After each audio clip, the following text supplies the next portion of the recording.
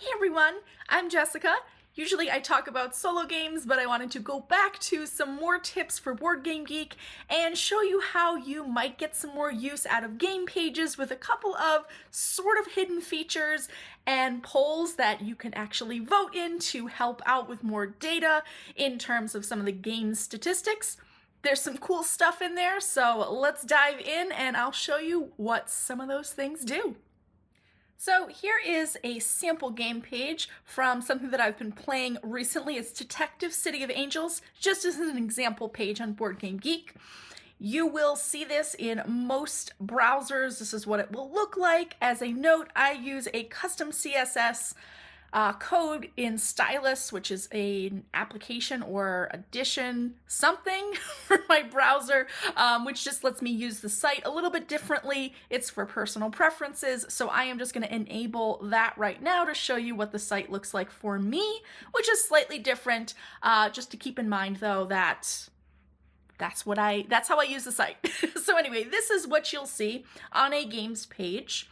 And you'll see we'll kind of go top to bottom, and I'll just talk about a lot of the different features. You'll see it ranked in terms of overall, and then if it is kind of categorized, like this is thematic, you'll see what that rank is. You can click through just to see where it falls on those lists. If you click on the name of it, it will just bring you back to this page. You'll get some information up here.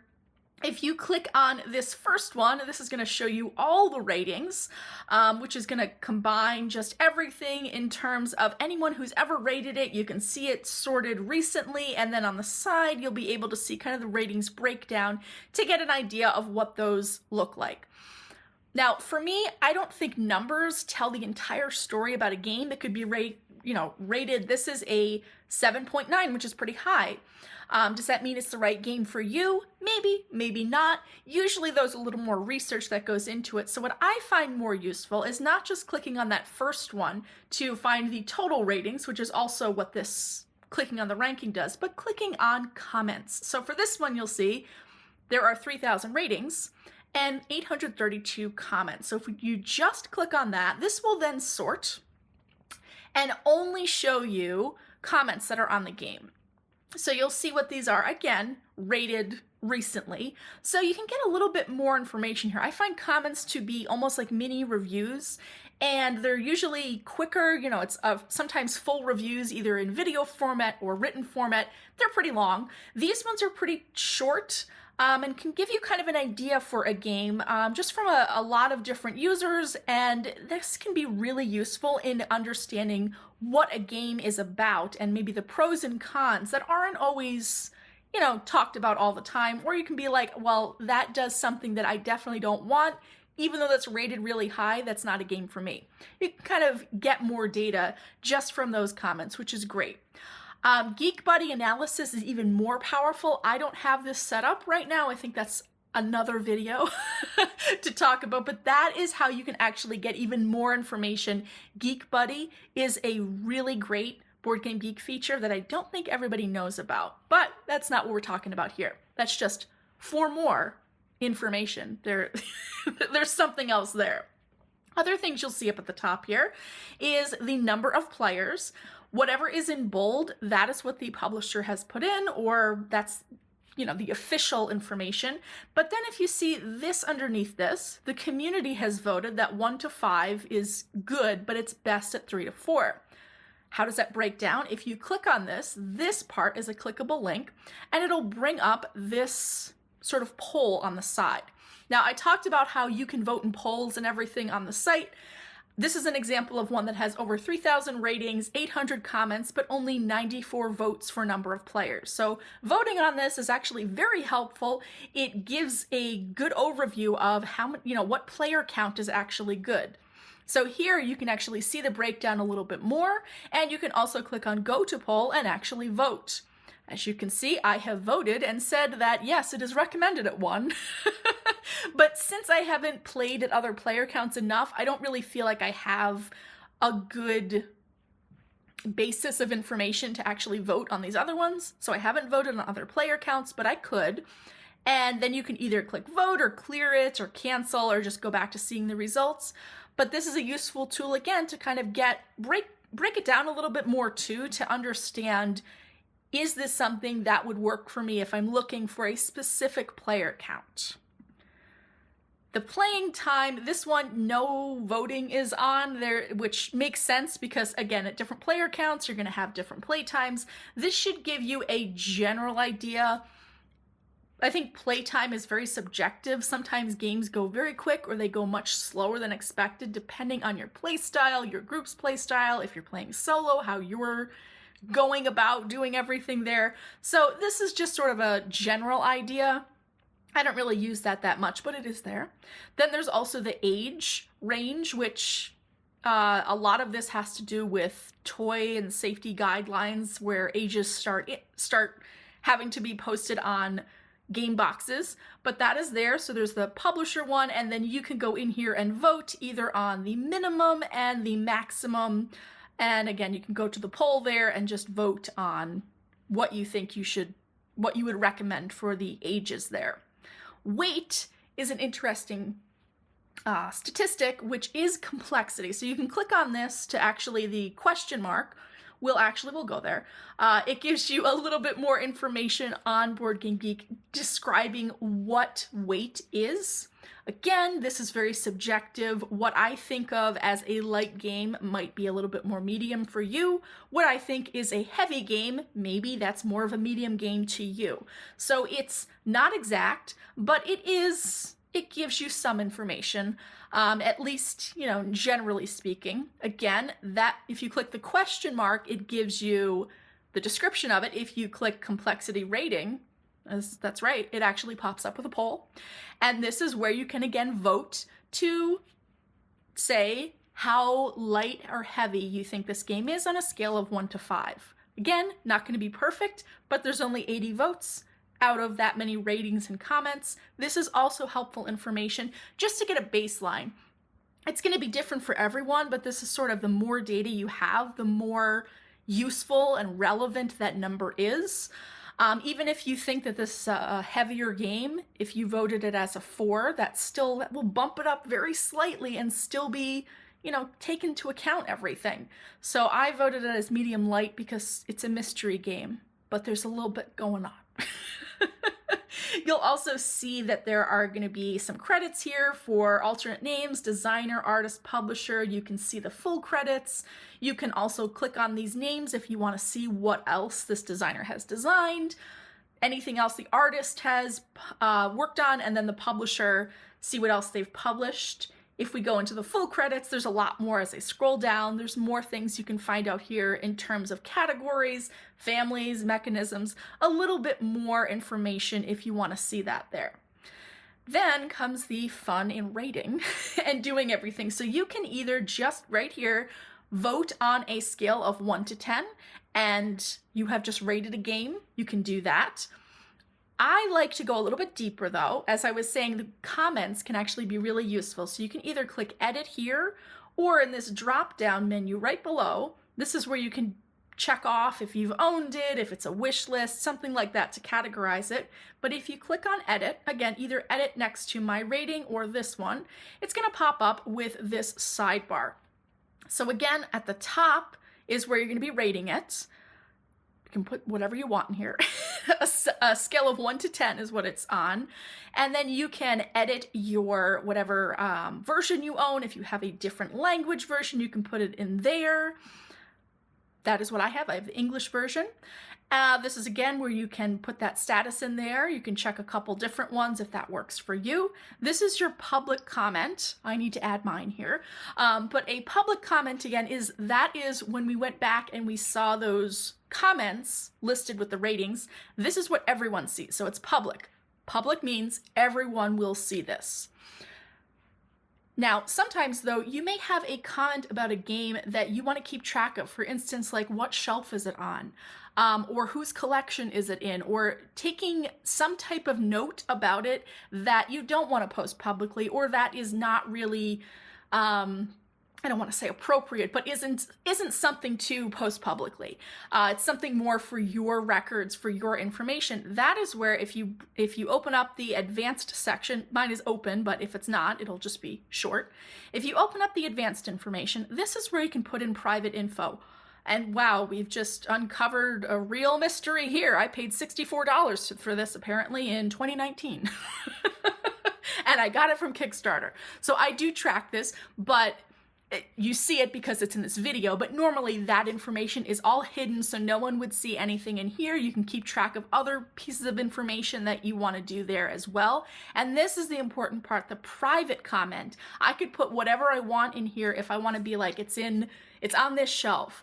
Or make sure I don't play this with these types of players. Things like that where it's useful for me, but I don't want to share that with the world. Private comments here are not shared. No one else can see those. That's your private comment regarding the game itself. Other things you can do in here, there's a parts exchange, and then there's a whole bunch of customizing how it appears on the site. I don't use any of that, but that is in there. I honestly don't know exactly how that helps or what that is useful for. I'm sure it has use cases, but I'm not one of them. So I'm just going to go back to there, but that's where you edit and add a lot of information. I think the important part though is knowing what's public and what's private in terms of the information and where to put that for yourself. Let's see. So we have kind of gone through there. You can also log your plays. So if you click on a number, if you have logged plays, which I have, this will keep track of you playing the game. If you would like to log a play, you would just click log play. You get to mark off when it happened on a calendar, how many times did you play. I will usually just do each play as its own, but you could say I played 10 times and just have one entry for it. You can post on social media if you're linked up there. And then you have where did you play? You can add a location. How long did you play? You'll be able to decide what that looks like, either choosing one of the set options here or other allows you to put in whatever you want. You can check if it was incomplete if you're tracking that. You can put comments about the game, and I know this is a little hidden right now, but this is where you add players. So mine is populated with the only players that I ever track in my plays. It's myself and the solo opponent. But you could choose a player, and then there's an option to add player details where you can add in other information here and check off, did you win? Was it a first time playing? Ignore this information, stuff like that. So I am just going to close this and then also close this and say, discard please. I don't need to record that. That's not a real play. The heart icon means that you are a fan of this game. Subscribing, I actually have custom subscriptions. That's another topic for another video. There's a lot of ways to customize how you trigger subscriptions. This is how you would generally subscribe to this game. I don't subscribe to games in this way, but that's where you could do that. There's also a drop down where you can block it. And blocking is not exactly what you think it is. I think that would block subscriptions from triggering, but you still would see this game on the site. There's not really any way to block something completely as far as I know. So going back to the overview page, you'll then sometimes see a video at the top. These are sometimes there, sometimes not. You'll see a bunch of images that you can click through, a description, which you may want to expand. There'll be an official link. And then here's another. It's something you can interact with. There's language dependence. So there's a little information there if you want to figure out what we're talking about in terms of language dependence. And then if you see this tiny little icon here, that's a poll. So if you open that up, there is a poll regarding language dependence. This is talking about excluding the rule book. How much do the components rely on a specific language in order to play?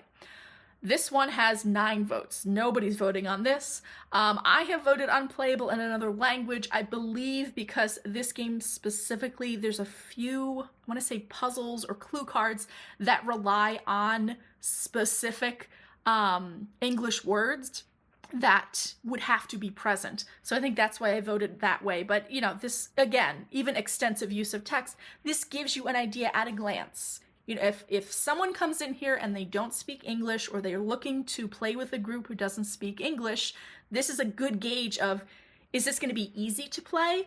Or might this pose a little bit of a challenge? Should I possibly look for a version in my language? Things like that. It's just useful information to have at a glance, and it's helpful to have that.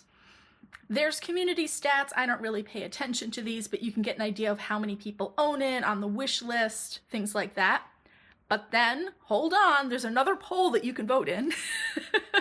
Way over here on this side, there's a section here that's talking about type and category, mechanism, family, all that. If you look at the top one, there's actually a little poll icon there. So if I open that up, this is where you're voting on sort of the category that it fits in. These are set. There's nothing else you can't add these in, but this is where you're voting on where would this game actually fall? What does it feel the most like? And again, 15 votes, so a lot of ratings, and also I just brought up 8,000 people have marked it as owned and 15 have voted on the category for it, which is thematic, and that's why you see it listed under thematic games at the top where it has a ranking there. This again is a helpful piece of information. I don't necessarily think that these categories are that helpful for myself, especially family games, fun for kids and adults. I play solo, so that one doesn't really apply when I'm playing games. I will typically be voting, and most games that I play are abstract strategy games, customizable games, thematic games, strategy games, and a little bit of war games. So there's a good mix there, but having an idea of what to expect is useful. Opening this up just immediately and seeing that a bunch of people voted that it's a war game, you may be like, oh, maybe I should check that because that's not what I expected. This is what I would expect even with a low number of votes. It is a mystery game about solving cases, so thematic, definitely, and I can see how somebody would have voted it as a strategy game because it does have a little bit more going on. So that's useful information, again.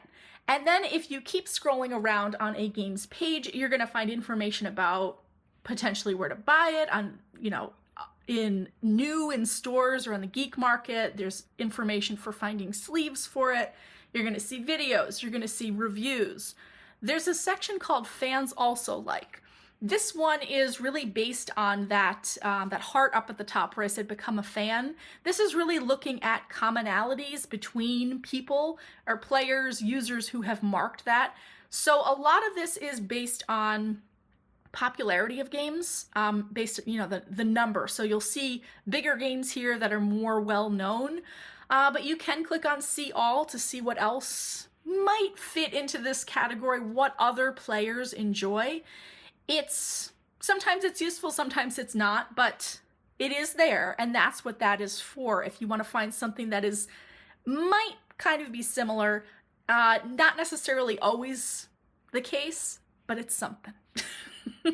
Then there's a lot more forum topics and files. And down at the bottom, there's going to be a community section that often will have micro badges. It sometimes includes components, and it sometimes has some other information about a game, but that is towards the bottom. So sometimes you'll find something neat there. And then a lot of other links and geek lists. So the front page of a game page has a lot as you scroll down. I will typically just stick up near the top, though. This is where I see most of the information. I'll scroll down a little bit. And then you'll also see that there are ways to look at other things with these tabs. So again, you can get to ratings from here. Forums you can look at, where you can actually break out and go to sub-forums if you want to just look at things like reviews or news. You can go into there. And you can also sort this by top, recent, or active, whatever seems the most important to you. Often sorting by top will get you official responses like FAQs or big pieces of news from publishers. So that's sometimes nice to just check out. I like going by recent just to keep up with what's happening at this exact moment. And also, I should note on this side, there's also linked forums where you can actually look at if there are any expansions. This will show you topics that have been posted under the expansions. So sometimes that's useful as well if you're looking for something and you're not finding it in this main forum. That's a nice place to check real quickly and see if there's a response there or whatever that you're looking for. Images, again, here you can sort by hot or recent. You can look at, is it under game, people, or creative? There's a couple ways to sort there if you're looking for some types of images in particular. There's videos, which again you can sort and also look at the language. Sometimes that's useful for just choosing a language that you speak. I've accidentally thought, oh, here we go, I'm going to sit down for a great video, and unfortunately it's in a language I don't speak. And I know YouTube does have automated subtitles sometimes. Sometimes those are good, sometimes they're a little confusing. There's also files that you can look for. Stats, again, is going to give you some other information. I don't really look at this, but if you want an interesting thing to see, in terms of overall rank, if you click on that rank, that will take you to a list to show you where it is. But if you click on one of these chart icons on the side, it'll actually chart the historical rank. And there's a way to change the date range that this is looking at, because, this is pretty steady during a short period of time, but you can look at a longer date range to actually see if there's any other, how a game has done over time. There's a versions tab, and this is where you can see if there are other language versions or second editions that have been printed. Sometimes they are in here, sometimes they are not. This is mostly useful for finding out if there's a version in another language, though. There's also the expansions tab, which I find useful because this is where, again, I can make sure that I'm tracking what I actually own and making sure I didn't forget something. And then sometimes you will find out that there's an expansion that's coming up. I think I heard about this before, but seeing it here, I'm like, oh yeah, there's more cases for this game I enjoy. So that's a cool little way to check for that. My Games is just going to bring up some of your, again, there's your private information, which is your private information, and your copy of it. Shopping is going to, again, talk about the different shopping things, and then there's a bunch of other, there's a lot. There's a bunch of other things. I think the only other useful one that I will use in here is looking at linked items. Linked items are typically accessories. So this is nice to see if there's, again, there's a couple of accessories here that I didn't even know existed. So there's a way to check that. This is sometimes useful for seeing if there are special deluxe tokens, or even inserts are sometimes listed in here. There's just cool stuff to find out when you look for linked items like that. So that is how I use a lot of these game pages. There's a lot of information. Again, BoardGameGeek is excellent, but it does present tons of information. So figuring out what's useful to you can sometimes be overwhelming. But hopefully this kind of shows you some of the ins and outs and those hidden features and the ways that you can actually vote to help add some more data to the process. I know at this point that I need to add my comment to this game, and I will have to get on that. So there again were some of the cool features on the game pages on BoardGameGeek. Hopefully these were useful to you, or at least you got some laughs out of my random assortment of tips. Thanks so much for watching, and I hope you get some great solo games to your table soon. Thanks! Bye!